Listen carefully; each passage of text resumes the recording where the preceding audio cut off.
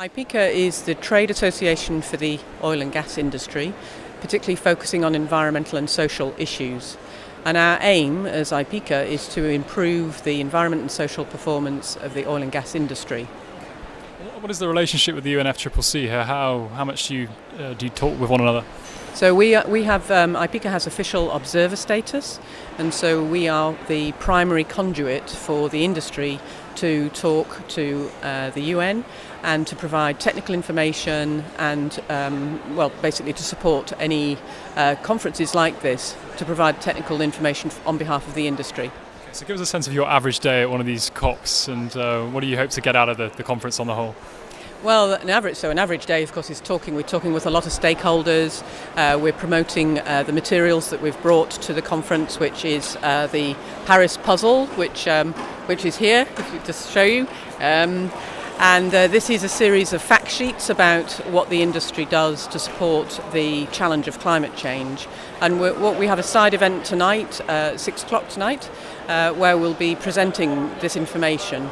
And it's really IPIECA these fact sheets are providing information about how to reduce greenhouse gas emissions, how we're supporting the clear and effective agreement coming out of COP21, and the establishment of effective policy to allow the industry to be able to provide energy to meet energy demand, but to do that in a responsible way by managing our emissions and also helping to reduce emissions from the use of our products. So how much of a stake in the UN process do you think the oil and gas industry has? There have been a couple of initiatives in the build-up to COP21, but has it been a collaborative player?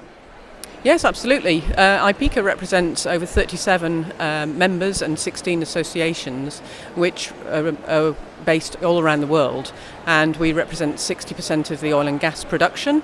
So it's a very collaborative effort, and we work with other organisations such as the World Bank and the Climate and Clean Air Coalition, for example, to help focus on initiatives like reducing gas flaring, reducing methane emissions, and it's a very collaborative effort, and IPIECA play an important role in bringing together key stakeholders. Where do you stand on carbon pricing? There was a declaration a few months ago by a series of European oil majors coming out in support of it. Across the pond in the US, that support doesn't quite seem to be there, but where does your organisation stand on carbon pricing as a way to tackle climate change? Well, as I mentioned, IPIECA has 37 members, and those include members also from America as well as the rest of the world. And our position, and certainly in our Paris puzzle, our position is very clear that we support really effective policy, which includes the use of market mechanisms to really help drive both innovation in technology and also help with emissions controls, things like carbon capture and storage and so on, and to help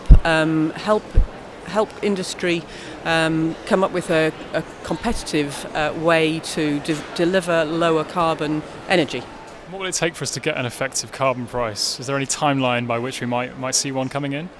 Obviously that's up to governments, and we are fully supportive of clear policy agreements with governments, and we're ready as the industry association to help provide our expertise and also our knowledge and experience in how carbon prices have been applied and how we use them either as a shadow price internally in our companies or work with them in specific jurisdictions such as the EU.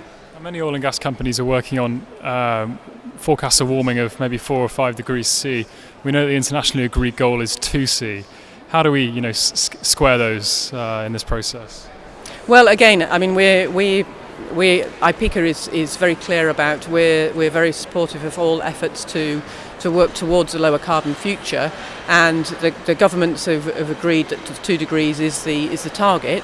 If effective policies are put in place to achieve that, that's exactly what we're here for, to talk to people about how that can be achieved, because it's not an easy thing to do.